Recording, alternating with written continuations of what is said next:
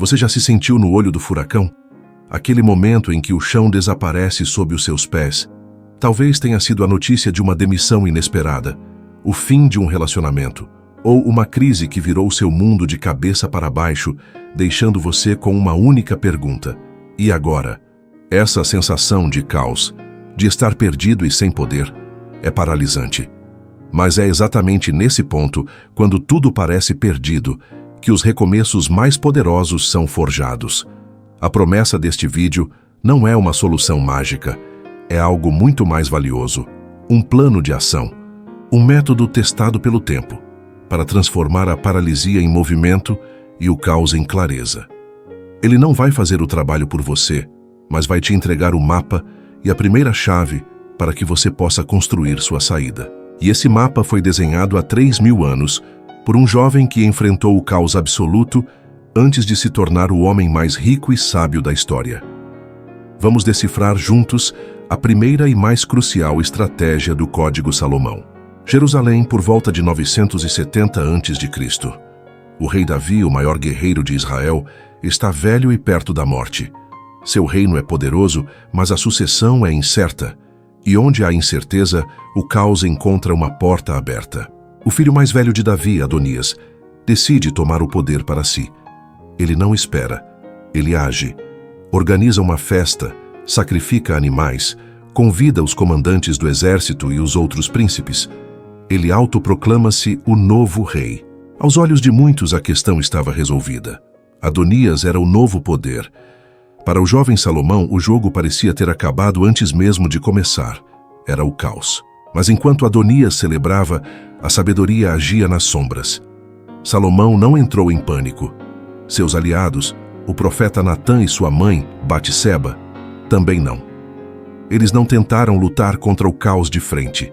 Eles seguiram um plano, um código. Primeiro, eles foram a fonte da legitimidade. Batseba lembrou ao rei Davi, seu esposo, de sua promessa de que Salomão seria o rei. Logo depois, Natã chegou e confirmou a notícia da rebelião de Adonias. Eles não espalharam boatos. Eles apresentaram os fatos à única pessoa que poderia restaurar a ordem.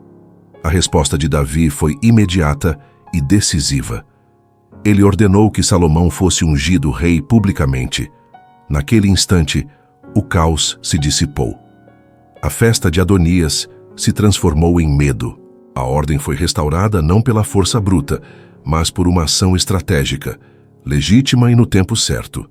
Salomão não lutou pelo trono. Ele o assegurou com sabedoria. O que aprendemos com isso? Quando sua vida vira um caos, quando você perde o emprego, quando tudo parece perdido, a primeira reação é o desespero. Mas o primeiro passo do Código Salomão é o princípio da consolidação. Significa, antes de tentar construir algo novo, você precisa firmar o chão onde pisa. E ele se baseia em 3 ações. Primeiro, avalie a ameaça real, não a imaginária. Adonias fez muito barulho, mas o poder real ainda estava com Davi. Quando você é demitido, o barulho é o pânico, o medo do futuro.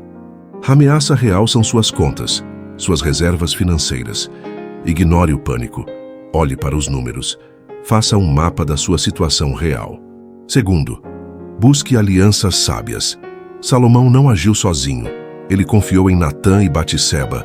Quem são os seus Natãs?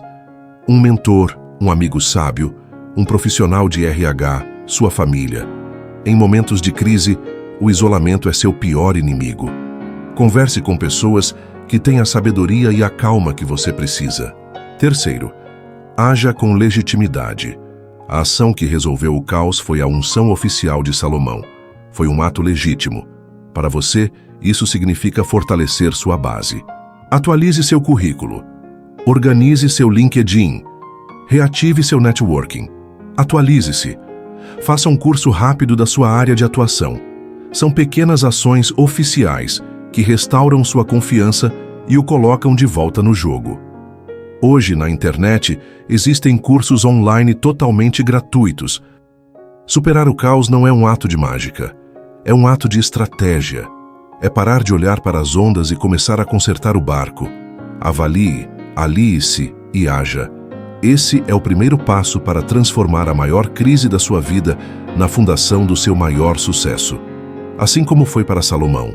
Mas depois que Salomão consolidou seu trono e superou o caos, ele enfrentou uma escolha ainda maior.